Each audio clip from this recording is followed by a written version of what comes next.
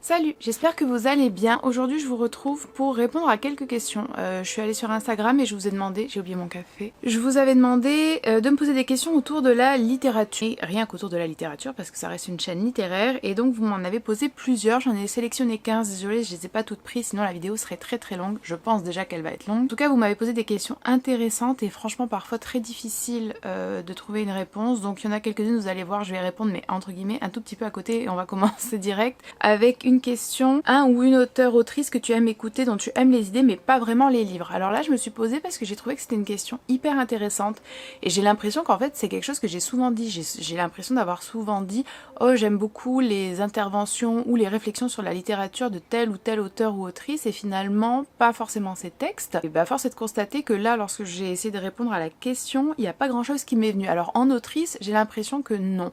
Alors en cherchant bien, je me suis dit qu'effectivement j'aimais bien écouter Margaret Atwood. Je la trouvais intéressante, j'aimais la manière dont elle parlait et que j'étais pas non plus ultra convaincue à chaque fois par ses textes, comme vous l'avez peut-être vu si vous avez regardé mon dernier bilan lecture où je parle de Pénélopiade, la Pénélopiade, je sais pas comment ça a été traduit en français. Je me suis dit qu'il y avait peut-être Amélie Nothomb. Ça fait longtemps que je l'ai pas lu, mais c'est vrai que c'est une autrice. Alors j'écoute pas non plus des interviews hyper fréquemment, mais à chaque fois que je l'entends s'exprimer, je la trouve intéressante, divertissante, surprenante. Alors pas uniquement divertissante, je trouve qu'il y a un vrai fond dans ses réponses et à chaque fois il y a presque un petit peu le germe d'une histoire à raconter. Sinon voilà, en termes d'autrice, j'ai pas l'impression qu'il y en ait beaucoup. Finalement les autrices que j'aime pas énormément, par exemple Yourcenar, j'ai pas non plus un grand intérêt pour les entretiens qu'elle a pu avoir. Beaucoup d'autrices finalement après que j'aime entendre, c'est des autrices dont j'ai aimé les textes. Je pense par exemple à Colette, bien évidemment. Je pense aussi, j'en ai beaucoup parlé parce que ça faisait partie de mes lectures préférées l'année dernière, à Alice Riva. J'ai beaucoup aimé lire les textes enfin les interviews, les entretiens, les extraits de correspondance d'Elena Ferrante, donc pas vraiment. J'aime beaucoup aussi écouter Toni Morrison, Olga Tokarczuk sur la littérature. Alors, en tout cas, c'était une question hyper intéressante et je serais curieuse de savoir si vous avez une réponse. Ensuite, question suivante. Au tribunal des affaires littéraires, quel personnage détestable défendrais-tu ? Alors, là tout de suite, j'ai pensé, et après je me suis dit non, franchement, est-ce que c'est acceptable de répondre ça ? Mais Valmont. Valmont et Merteuil. Après, je pense que Merteuil est détestable uniquement pour les personnes qui ont vraiment un degré de lecture. Enfin, non, pas uniquement, mais en tout cas, voilà, Merteuil, je pense que c'est un peu plus facile de comprendre pourquoi elle pourrait être défendable, et je pense que c'est d'ailleurs fait par l'auteur dans Les Liaisons dangereuses. Valmont, pas vraiment, et je suis peut-être un peu trop influencée par le film aussi qui s'est mélangé quand même à ma lecture, mais Valmont j'ai toujours eu, c'est horrible de dire ça parce que c'est un homme, bon, mais ouais, Valmont, il y a un côté peut-être potentiellement, ouais c'est un peu horrible. En ce moment dans le club de lecture on est en train de lire L'amie prodigieuse, le premier tome. Alors moi je la trouve pas détestable, mais Lila est présentée comme étant une personnage détestable par la narratrice des deux du roman, de la saga, alors que moi je la trouve pas du tout détestable. C'était il y a 2 ans je pense, on a lu Colère, folie et j'ai oublié de Marie Vieux-Chauvet, et effectivement là il y a quand même une protagoniste assez antipathique, détestable, mais en même temps je pense qu'on peut comprendre assez aisément. Je sais que certaines personnes trouvent Madame Bovary détestable, alors là par contre il y a je pense comment dire, une incompatibilité profonde, donc moi je la trouve absolument pas détestable, mais si je prends en compte un petit peu l'opinion populaire, je sais qu'elle est perçue comme détestable par pas mal de gens, et là pour le coup je serais prête à plaider pour sa cause. Pensez aussi à Rousseau, c'est pas du tout un personnage, mais étant donné qu'il y a quand même une grande partie de son œuvre qui est autobiographique, il se met aussi en scène, alors que ce soit dans les rêveries du promeneur solitaire ou dans les confessions. Je sais que beaucoup de gens le trouvent détestable, géniard, pleurnicheur, victime, enfin qui se victimise, et je sais que beaucoup de gens vont aussi invoquer tout l'aspect biographique, notamment le fait qu'il a abandonné ses enfants, voilà. J'aurais mis Rousseau. As-tu déjà lu des journaux d'auteurs d'autrices ? Je viens de lire les journaux de Kafka et je suis très déçue. Alors, oui, d'ailleurs, lors de l'automne intime qu'on a fait collectivement, si vous souscrivez à la chaîne, si vous faites partie du club de lecture et autres, on a lu des journaux d'auteurs et d'autrices. Moi, j'en lis, alors peut-être je sais pas si régulièrement c'est un petit peu exagéré, en tout cas j'en lis quand même assez souvent, de temps en temps, c'est pas non plus inhabituel et j'aime beaucoup. J'ai rarement été déçue, il me semble. D'ailleurs là, je suis en train de lire un texte qui n'est pas un journal d'écrivain ou d'écrivaine, mais bon, je vous en parlerai dans mon prochain bilan lecture. En tout cas, ça m'a fait commander les journaux de Sophie Tolstoï, qui était l'épouse de Tolstoï, mais qui a aussi écrit, même si très très peu, juste un texte à ma connaissance. Bref, j'ai pas mal lu aussi, justement Tolstoï. J'ai lu les journaux de Marina Tsvetaeva, j'ai lu la correspondance aussi de Marina Tsvetaeva, les journaux de Sylvia Plath, il y en a beaucoup beaucoup. J'ai lu pas mal de textes aussi, pas forcément des journaux, mais de Bulgakov. Enfin vraiment beaucoup beaucoup de choses. Et en général, je trouve que ce sont des lectures très très intéressantes. J'avais commencé les journaux d'Anaïs Nin, voilà. Et là, j'ai été un petit peu plus déçue, on va dire, étant donné que ce sont des journaux qui en fait sont hyper marqués par la psychanalyse. Donc déjà, c'est pas que j'ai un rapport forcément négatif avec la psychanalyse, mais là c'était vraiment très très très présent, assez répétitif. Il n'y a pas forcément des thématiques qui m'ont parlé, et puis ça décrivait une personne, en tout cas une personnalité assez particulière. C'était pas ni agréable à lire, ni fluide, c'était assez lourd. Donc voilà, par exemple, tout ça a fait que j'ai pas forcément apprécié et j'ai arrêté ma lecture des journaux, surtout que les journaux d'Anaïs Nin sont quand même très très longs. Mais en général, j'aime beaucoup les journaux. Après, j'ai aussi une passion, j'adore la vie des gens, j'adore les documentaires où on voit la vie des gens, j'adore quand les gens racontent leur vie, etc. Donc est-ce que ça joue ? Je ne sais pas. Mais en tout cas, j'ai pas eu les journaux de Kafka. Kafka, c'est un auteur que j'ai... Alors, je trouve que La Métamorphose, c'est génial. J'aimerais beaucoup le relire. J'avais lu aussi La Colonie pénitentiaire avec des élèves en 3e. J'avais trouvé ça super. Enfin, horrible, mais super. Après, c'est vrai que c'est pas une littérature... Enfin, finalement, c'est un auteur sur lequel je vais pas souvent revenir. J'ai un a priori... Enfin, c'est pas que j'ai un a priori négatif, mais malgré mes bonnes lectures de Kafka, c'est pas un auteur que j'ai envie de découvrir davantage. Et pourtant, il me semble que j'avais entendu beaucoup de bien de ses journaux, justement. Alors, la question suivante, c'est que penses-tu de la recherche du temps perdu ? Sachant que je n'ai pas lu toute la recherche, je m'en suis arrêtée au tome de La Prisonnière, et vraiment, j'ai très très très très envie de le reprendre, sauf que... Alors, la recherche, je l'ai lu durant le confinement, majoritairement. Et c'était, alors je suis désolée pour toutes les personnes qui ont très mal vécu le Covid pour des raisons de santé, des raisons peut-être d'isolement, etc. Vraiment, je veux pas être indécente en disant ça, mais moi j'ai adoré le confinement. Et c'était, je trouve, la période parfaite, en tout cas pour moi, pour lire la recherche. Et donc il y a cette forme d'osmose que j'ai du mal à recréer, je sais pas du tout à quel moment. Alors des fois je me dis l'été, effectivement, puis après en fait l'été c'est pas une période... où je lis beaucoup et surtout pas de longs ouvrages parce que je voyage pas mal, je bouge beaucoup. J'ai envie de finir la recherche, mais j'ai envie de le faire dans les bonnes conditions pour ne pas du tout me gâcher cette lecture que j'ai absolument adorée. J'aimerais beaucoup en faire une vidéo en plus sur cette lecture parce que c'est quand même un monument, c'est une aventure littéraire par sa longueur, par ses difficultés, par tout le mythe qui a été construit aussi autour. C'est un texte que j'ai repris à plusieurs reprises, enfin que j'ai essayé de lire à plusieurs reprises. Les 2-3 premières fois, ça n'a absolument pas fonctionné. Et puis, il y a eu un déclic avec la période du confinement où vraiment j'ai absolument adoré. Je pense que d'un coup, j'ai compris pourquoi Proust avait écrit ça, comment il voulait l'écrire, ce qu'il voulait nous faire sentir. J'ai compris où est-ce qu'on pouvait tirer du plaisir de ces ouvrages-là, enfin de cet ouvrage découpé en plusieurs volumes. Est-ce que je pense que tout le mythe justement est justifié ou pas? Est-ce que je pense que ce livre est un petit peu d'une certaine façon surcoté? Potentiellement oui. Il y a ça, et de l'autre côté je pense que c'est aussi un livre dont on parle beaucoup mais que peu de gens ont finalement lu en réalité. J'ai l'impression que c'est un peu une chasse gardée et que si on a envie de privilégier un certain angle de lecture, un certain axe d'analyse, ou si on a envie de s'intéresser davantage à une des composantes ou une des un des ressorts de ce volume, enfin de ce texte, on va forcément être critiqué. Par exemple, si je dis que c'est la dimension sociologique qui prime chez Proust, ça peut être très mal perçu. Si je dis qu'en fait c'est tout le rapport à l'écriture, à la jeunesse d'un écrivain, etc., ça aussi c'est trop simpliste. Si on se dit que c'est le temps et la nostalgie, les gens vont nous dire qu'on passe à côté de voilà, telle ou telle chose. Donc ouais. Bref, en tout cas j'aime beaucoup. Pour plusieurs des raisons, notamment celles que je viens d'évoquer. En fait, moi, je les ai toutes appréciées, je les ai toutes trouvées dans l'œuvre. J'espère le finir en fait. Sauf que bah pareil, en fait il y a tellement de personnages, tellement de détails, tellement de choses anodines, banales, mondaines qui finissent par s'oublier, et quand ça fait des années que vous avez lu les volumes précédents, c'est difficile de se remettre aussi au milieu de la saga. Et bien évidemment, comme c'est très long, on n'a pas envie de reprendre depuis le début. Voilà pour la recherche. Alors cette question, j'ai beaucoup réfléchi et je suis arrivée à une réponse. Je suis pas sûre d'être satisfaite, mais voilà. Si tu ne devais lire qu'une seule autrice pour le restant de tes jours, laquelle choisirais-tu?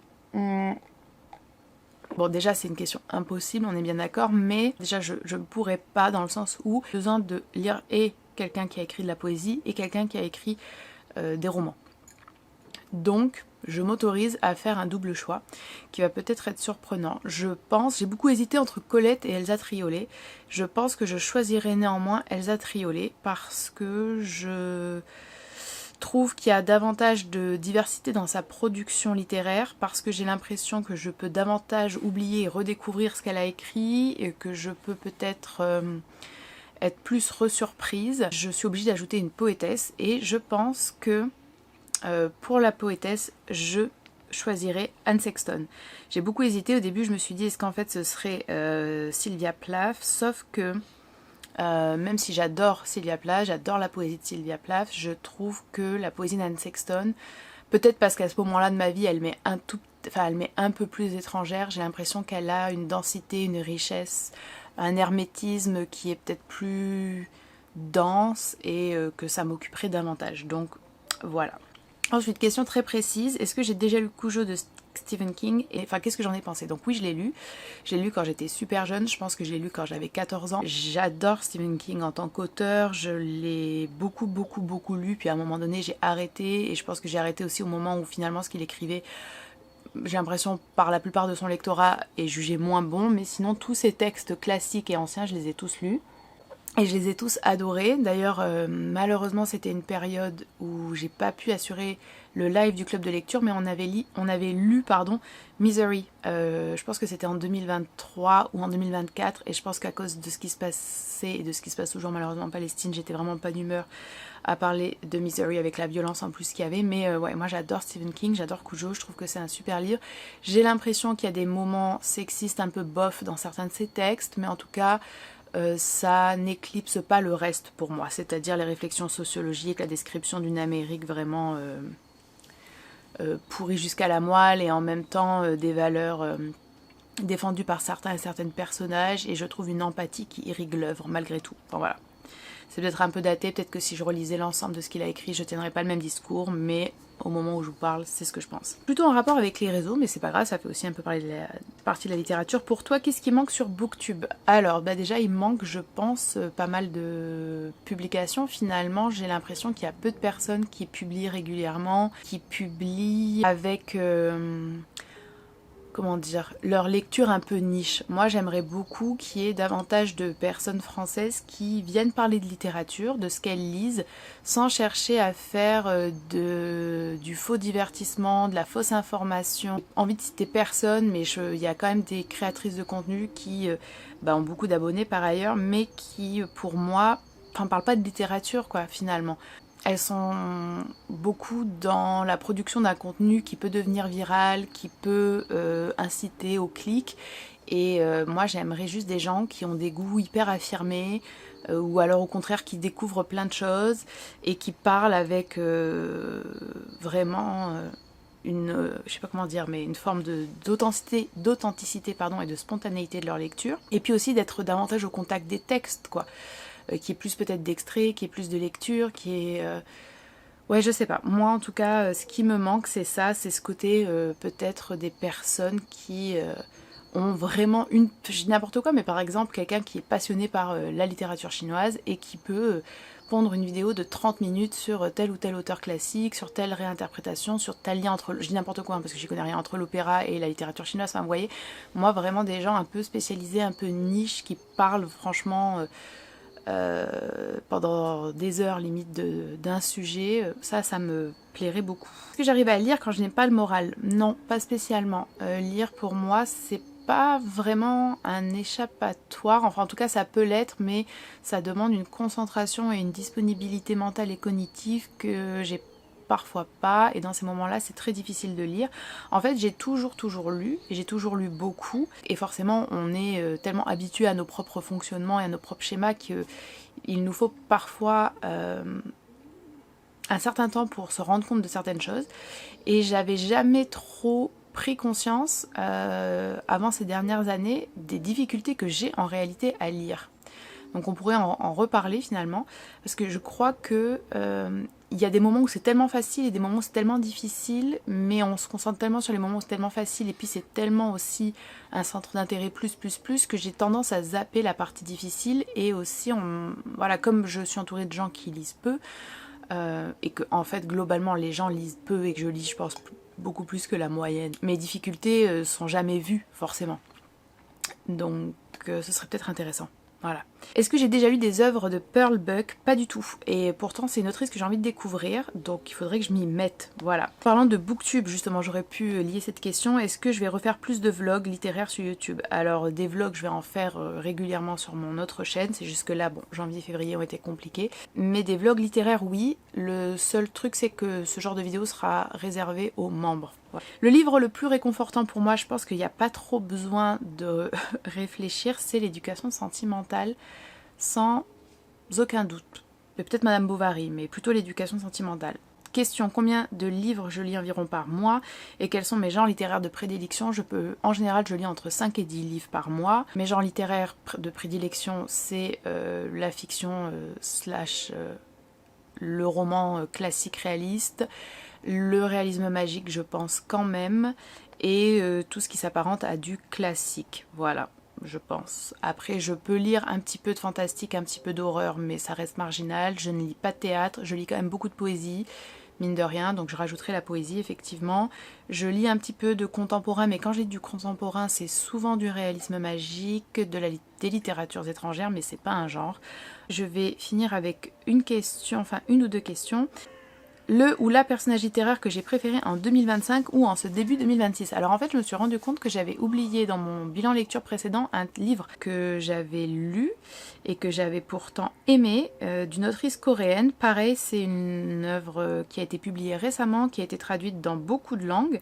Et en fait, je l'ai lu à cheval sur la fin 2025 et début 2026 et j'ai oublié de l'inclure dans ma vidéo précédente. Je vais juste vérifier le titre. Les 8 vies d'une mangeuse de terre de Miline Lee.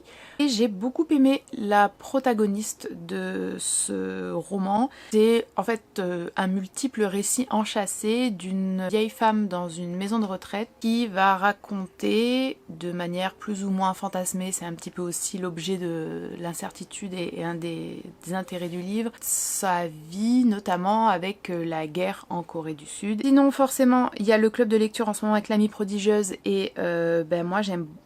Alors je sais pas si je dirais que j'aime bien, mais Lila c'est un personnage qui marque quand même. Et l'année dernière j'ai relu Geek Love de Catherine Dunn. Je suis désolée, un jour j'arrêterai peut-être de parler de ce texte. Là je peux pas choisir un ou une personnage, mais j'ai vraiment beaucoup aimé l'ensemble des personnages de ce roman qui est un roman incroyable que je vous recommande à 100% si vous ne l'avez toujours pas lu.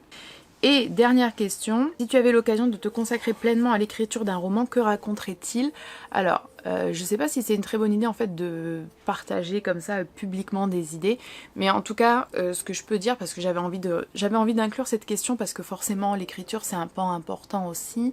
En fait, ces derniers temps, j'ai l'impression qu'il y a quelque chose aussi qui s'est quand même pas mal déclenché, ou comment on peut dire, débloqué en moi sur la capacité à faire d'à peu près n'importe quoi une histoire et de me dire que c'est vraiment la manière dont on le raconte, l'intentionnalité qu'on y met, les détails qu'on choisit et la manière dont on les présente en fait, vraiment tout simplement. Je pense aussi que je m'intéresse de plus en plus aux figures de femmes qui vont être des figures un peu, alors soit vraiment âgées, soit pas âgées, mais dans la quarantaine, la cinquantaine. Et il y a des textes qui m'ont vraiment inspirée, par exemple Materna d'Hélène Bessette, qui est un livre qui se passe comme un huis clos dans une école primaire avec comme différents personnages des institutrices.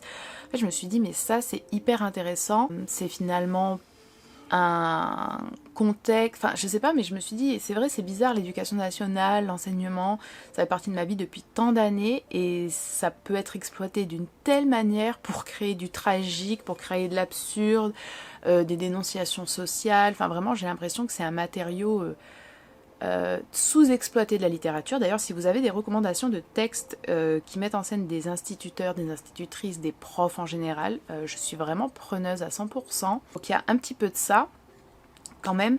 Et puis il y a je vous ai dit que j'avais adoré relire Madeleine Bourdoux, notamment avec Les Jours de la femme Louise et les autres nouvelles.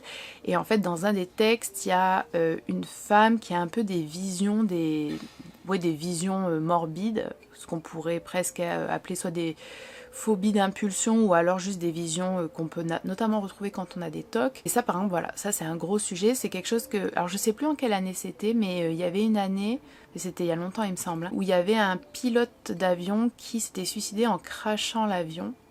Et en fait ça m'avait beaucoup marqué et je m'étais dit que ce serait, enfin j'avais imaginé à ce moment-là une histoire où voilà un personnage ou une personnage prendrait connaissance de cette nouvelle et que ça commencerait à créer une forme d'obsession mortifère morbide où il y aurait des visions de mort qui s'imposeraient en permanence dans son quotidien. Et voilà, Madeleine Bourdoux c'est un petit peu ça, je me dis que ça peut être aussi traité de manière intéressante. J'ai beaucoup de sujets en fait, hein. J'ai une liste de sujets, c'est juste qu'il faut trouver le temps et la discipline que je n'ai pas, ni l'un ni l'autre. J'espère que cette vidéo vous aura plu. Je serais très curieuse d'avoir vos réponses à certaines des questions qui vous auront intéressé notamment, étant donné que l'idée c'est quand même aussi que ce soit un échange et que en plus j'adore lire vos commentaires, donc forcément, surtout quand ça parle de littérature. Si vous avez des suggestions de journaux d'auteurs ou d'autrices, si vous avez des suggestions d'interviews, d'entretiens d'auteurs ou d'autrices, ça me fait penser à la première question, que vous avez particulièrement aimé, n'hésitez pas à les partager. Ah oui, et moi j'aimerais beaucoup savoir pour les personnages qui vous ont marqué, soit ce début d'année, soit l'année dernière. Ça pourrait être très intéressant et ça pourrait aussi être l'occasion de partager des recommandations de lecture. Voilà. Prenez soin de vous et je vous dis à très bientôt.